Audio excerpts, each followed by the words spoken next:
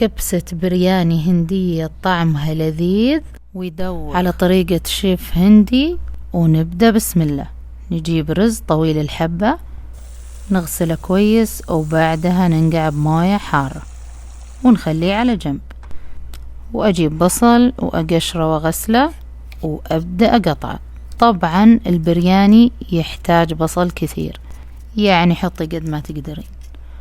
وأجيب القدر وأضيف عليه الزيت وأبدأ أضيف عليه البصل وأخليهم على النار وأحركهم شوي شوي لين يصير لونهم ذهبي زي ما انتم شايفين، وأتركهم شوي. وأبدأ أضيف الثوم وأبدأ أدقه كويس لين يصير عندي كله مهروس بهذا الشكل.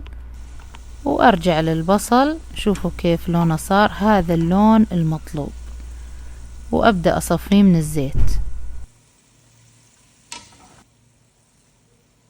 طبعا لازم كل البصل أشيله. وبعد ما صفينا البصل كله الذهبي أبدأ أضيف بصل جديد على نار عالية، وأبدأ أضيف طماطم مقطعة كبيرة بهذا الشكل. وأبدأ أضيف الفلفل، هذا فلفل حرارته متوسطة، في ناس تضيف فلفل حار زيادة.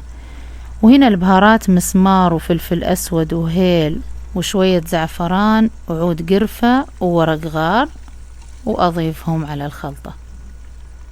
وهذا عندي دجاجة مقطعة أرباع وشايلة عنها الجلد، ضفتها طبعا على الخلطة.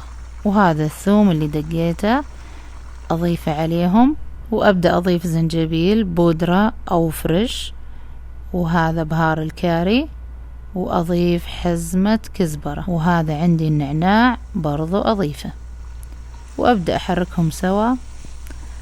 طبعا ما أوصف لكم الريحة، ما شاء الله تبارك الله، من الآخر شيء يدوخ.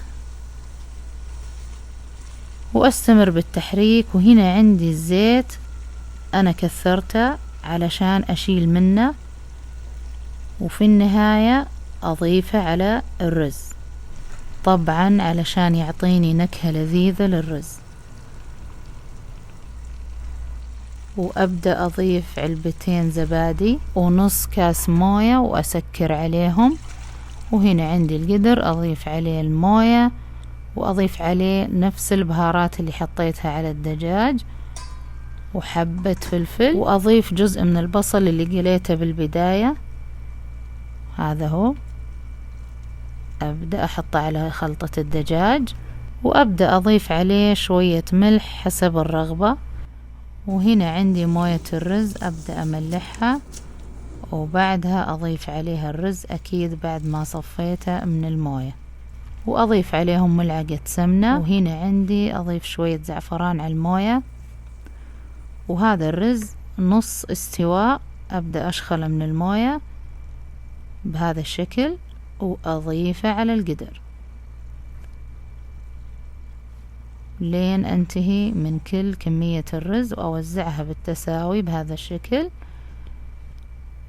وبعد ما وزعت الرز أبدأ أضيف الجزء المتبقي من البصل اللي قليته وموية الزعفران وأكيد الكزبرة وشوية نعناع والزيت اللي شلته بالبداية، هذا هو. أبدأ أضيفه على الرز وأسكر عليه وأخليهم على نار هادية جدا. هنا عندي أجيب تاوة وأضيف عليها سمنة ولوز وأشيلهم على النار وأبدأ أحركهم وأستمر بالتحريك. طبعا لازم تكون النار هادية علشان لا يحترق اللوز، هذه نقطة جدا مهمة. وأستمر بالتحريك لين يصير عندي لون اللوز ذهبي أو أشقر بهذا الشكل.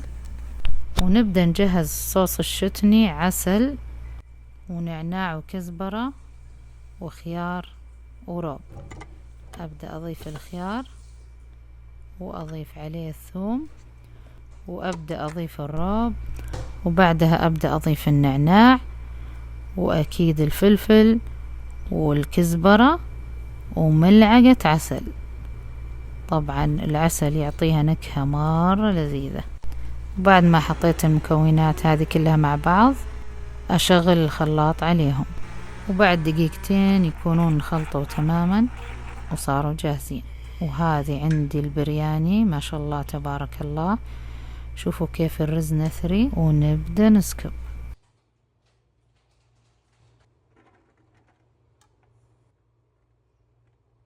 وبعد ما وزعت الرز كامل والدجاج أبدأ أضيف الكزبرة، وأكيد اللوز اللي حمصته، وبعد البصل. طبعا هذا الميكس يعطيني طعم يدوخ يدوخ. شوفوا جمال الأكلة كيف. وأكيد ما ننسى صوص الشتني، من ألذ الصوصات اللي جربتها. ونبدأ نضيفها على الكبسة، والطعم طوع لازم تجربونه. جبونة وبالعافية. عافية. إذا عجبكم الفيديو لا تنسوا اللايك والاشتراك وتفعيل زر الجرس ليصلكم كل جديد في قناة كيتشن ميش.